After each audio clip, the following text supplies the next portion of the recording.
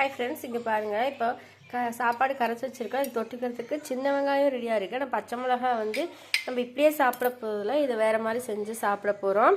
அதுக்கு ஃபஸ்ட்டு இந்த தோலை, இந்த மேலே இருக்கிற காம்பு இதை கட் பண்ணி எடுத்துகிட்டு இது ரெண்டாக கட் பண்ணி தண்ணியில் வந்து வாஷ் பண்ணி விதையெல்லாம் கொஞ்சம் நீக்கிடணும். அது நீக்கிட்டு நான் காட்டுறேங்க.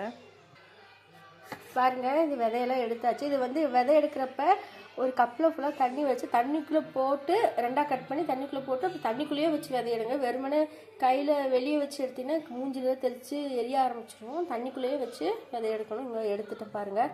அடுத்து நம்ம இப்போ இதை வந்து எண்ணெயில் போட்டு வறுக்கணும். இப்போ பாருங்கள், இது மேலே லைட்டாக உப்பு தூவிக்கலாம். ஏன்னா நமக்கு உப்பு போட்டு தான் அதில் போய் பிரட்டி எடுக்கணும். உப்பு போட்டுட்டோம். நல்லா இப்போ கொஞ்சம் பிரட்டிக்கணும்.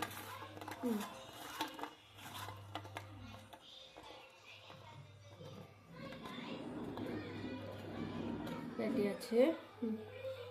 இப்போ இங்கே வந்து அடுப்பு சிம்மில் தான் வச்சுருக்கேன். கொஞ்சமாக எண்ணெய் ஊற்றி அடுப்பு சிம்மில் வச்சுருக்கேன். இப்போ இதெல்லாம் போட்டுடலாம்.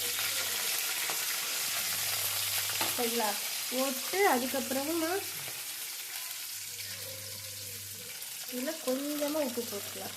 ஏன்னா எண்ணெயில் கலக்கிறப்ப கொஞ்சம் உப்பு கம்மியாக இருக்கும். ஸோ நம்ம எண்ணெய்க்கு மட்டும் அளவாக கொஞ்சம் உப்பு போட்டோம்னா உப்பு இதில் பேலன்ஸ் ஆகிக்கும். இப்போ அதை நம்ம நல்லா பிரட்டி எடுக்கணும்.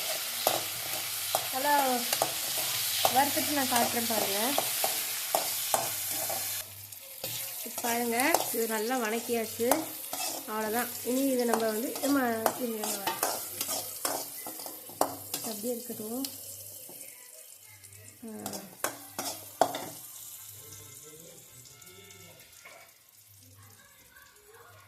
இப்போது நம்ம இந்த வெங்காயத்துக்கிட்ட இதை எடுத்து வச்சிடலாம். அவ்வளோதான். நம்ம இதில் வந்து உப்பு போட்டிருக்கிறோம். ஸோ வந்து பார்த்திங்கன்னா உப்பு தேவைப்படாது. மறுபடியும் நீங்கள் வெளியே எடுத்துகிட்டு உப்பு கொஞ்சம் கம்மியாக இருந்தால் போட்டுக்கோங்க. மேலாப்பே உப்பு போட்டால் கொஞ்சம் சாப்பிட்றப்ப டிஸ்டர்ப் ஆகும். அதனால தான் நான் ஒரு டைம் உள்ளேயும் போட்டு அப்புறம் எண்ணெயிலையும் கொஞ்சம் போட்டேன். அவ்வளோதான்.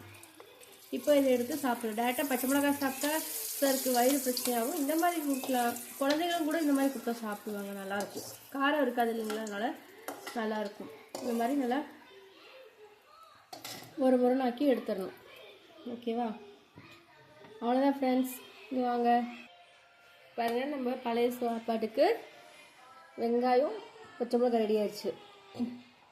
ஓகே ஃப்ரெண்ட்ஸ், யார் யாருக்கு பழைய சாப்பாடு பிடிக்குன்னு கமெண்ட் பண்ணுங்கள். பிடிச்சிருந்தா லைக் பண்ணுங்கள், சப்போர்ட் பண்ணுங்கள், சப்ஸ்கிரைப் பண்ணுங்கள். பாய்.